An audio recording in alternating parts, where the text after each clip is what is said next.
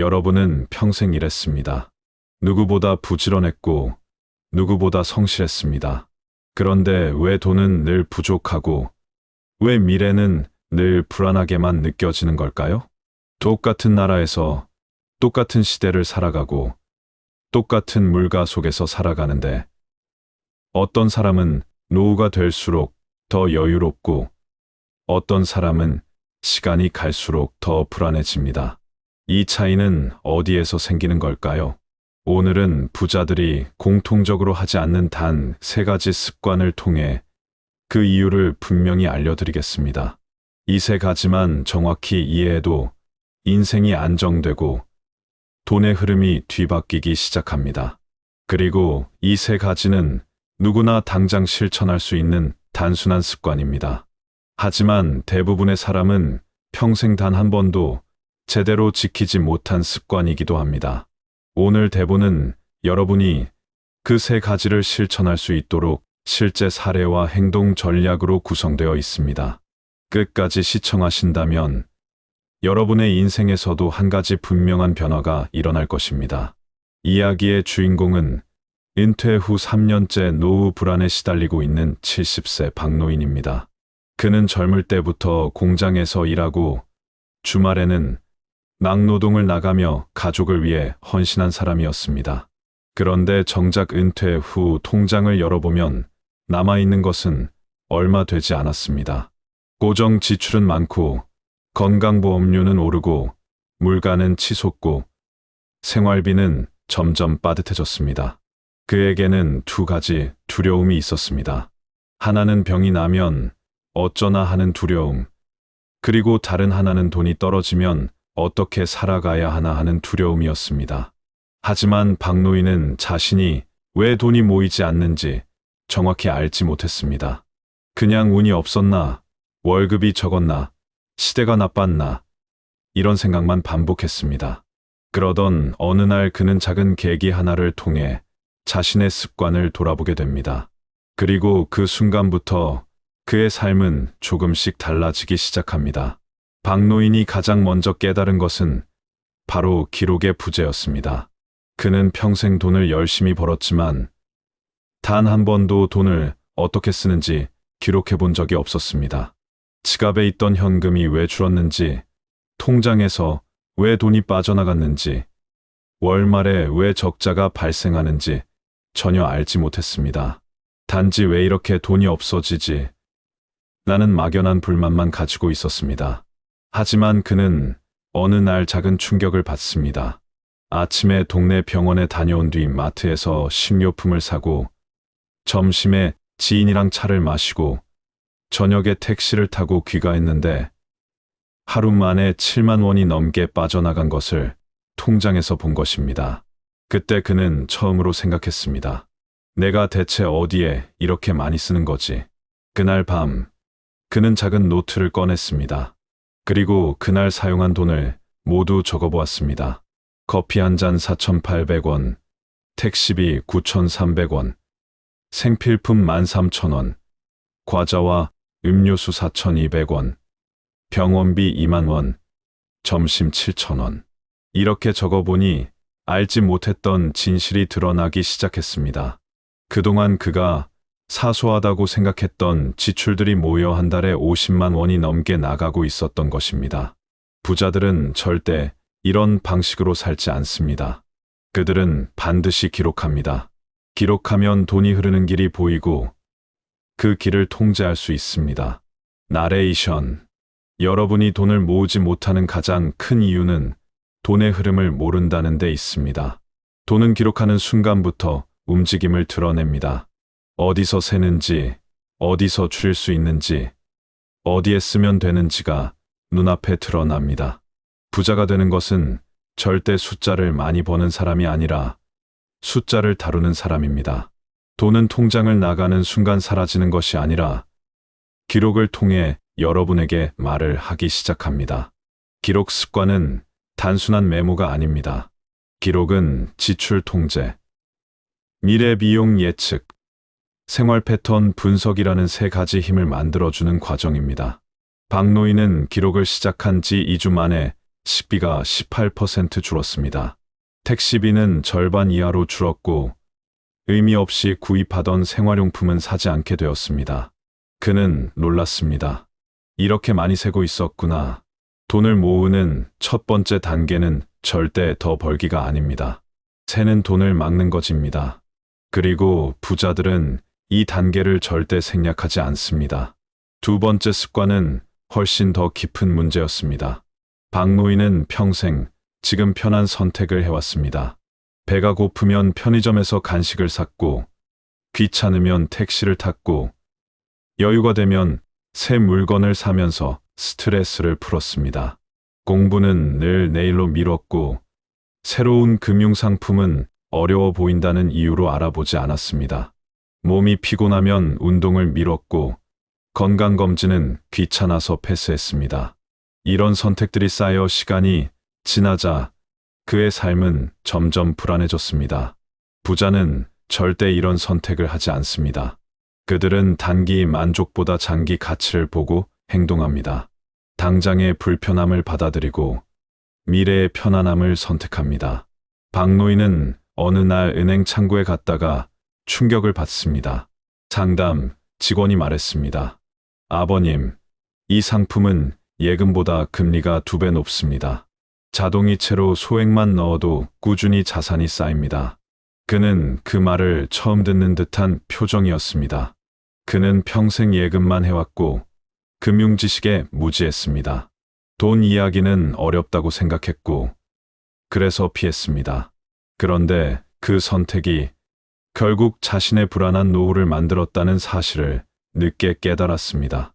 부자는 단순히 돈이 많은 사람이 아닙니다. 돈을 배우는 사람입니다. 돈을 공부하고, 돈을 이해하고, 돈을 일하게 만듭니다. 그들은 어려운 것을 피하지 않습니다. 오히려 어려운 것을 먼저 합니다. 부자가 단기 만족을 선택하지 않는 이유는 단 하나입니다. 단기 만족은 순간의 편안함을 주지만 장기적으로는 삶 전체를 위험하게 만들기 때문입니다. 박노인은 그날부터 돈 공부를 시작했습니다. 예금, 적금, 주택연금, 연금저축, ETF, 절세 혜택, 금융사기 예방법까지 하나하나 배워가기 시작했습니다. 그는 깨달았습니다. 내가 몰랐던 것이 이렇게 많았구나. 그리고 그는 알게 되었습니다. 지금 배워서 늦는 것이 아니라 지금 시작하지 않으면 평생 늦는 것이라는 것을. 돈은 지식을 아는 사람에게 흘러들어옵니다. 모르는 사람에게서 흘러나갑니다. 부자는 절대 당장의 편함을 선택하지 않습니다.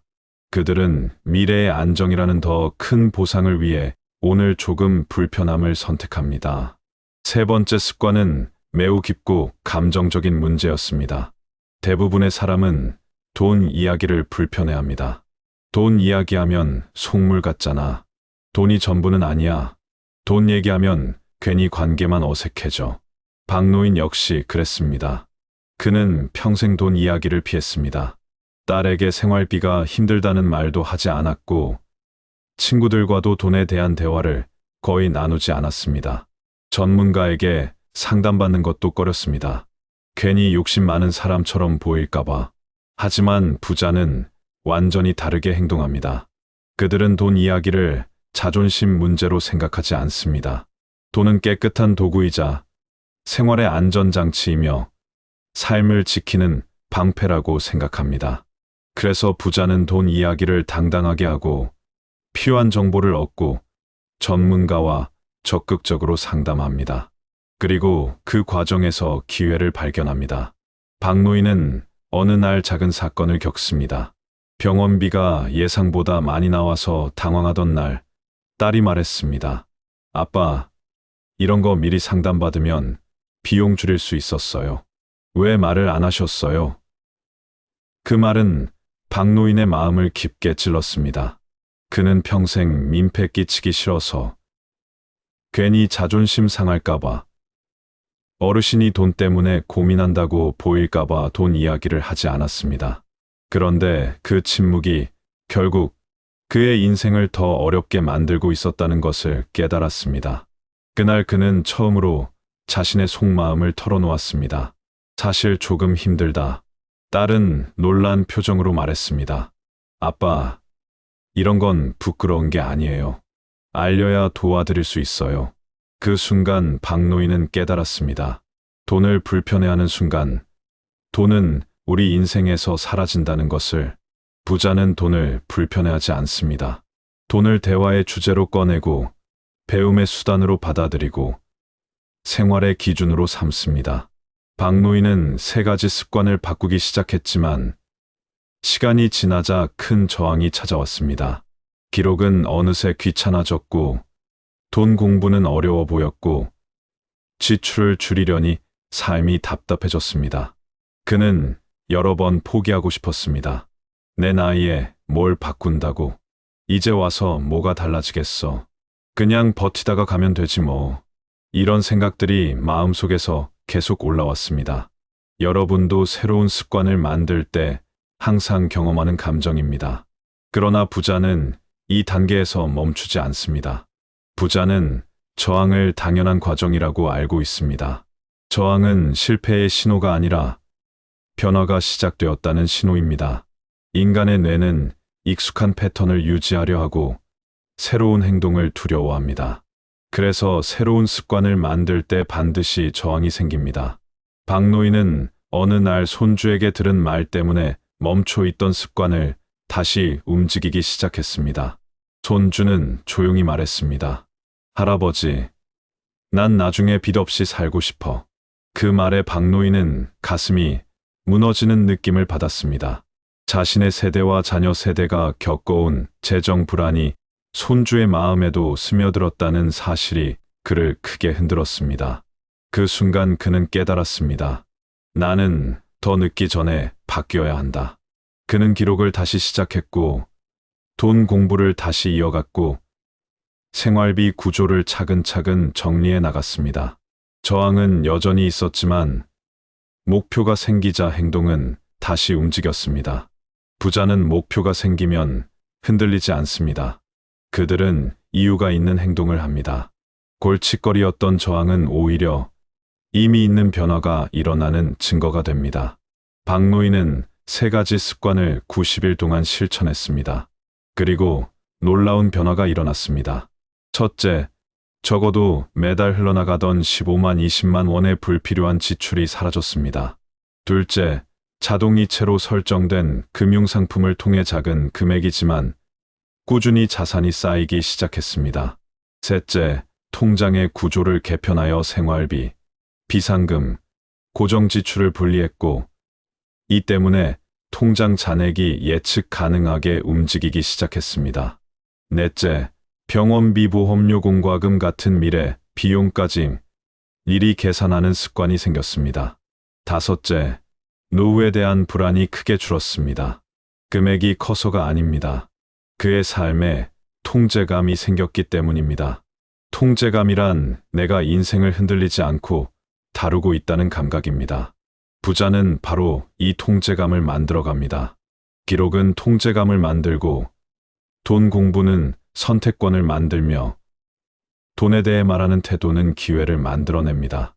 이 3가지가 합쳐지면 삶이 안정되고 불안이 사라지고 인생의 방향이 분명해집니다. 돈이 많아서 부자가 되는 것이 아닙니다. 습관이 부자를 만듭니다. 오늘 말씀드린 3가지는 누구나 실천할 수 있지만 대부분 평생 실천하지 못하는 것들입니다. 첫째, 기록하지 않는 습관을 버리십시오. 둘째, 당장의 편함을 선택하는 습관을 버리십시오. 셋째, 돈 이야기를 불편해하는 습관을 버리십시오. 이 3가지를 버리면 인생은 완전히 달라집니다. 부자는 행운이 만들어주는 것이 아니라 습관이 만들어주는 것입니다. 여러분의 오늘 하루가 인생의 새로운 전환점이 되길 진심으로 바랍니다. 감사합니다.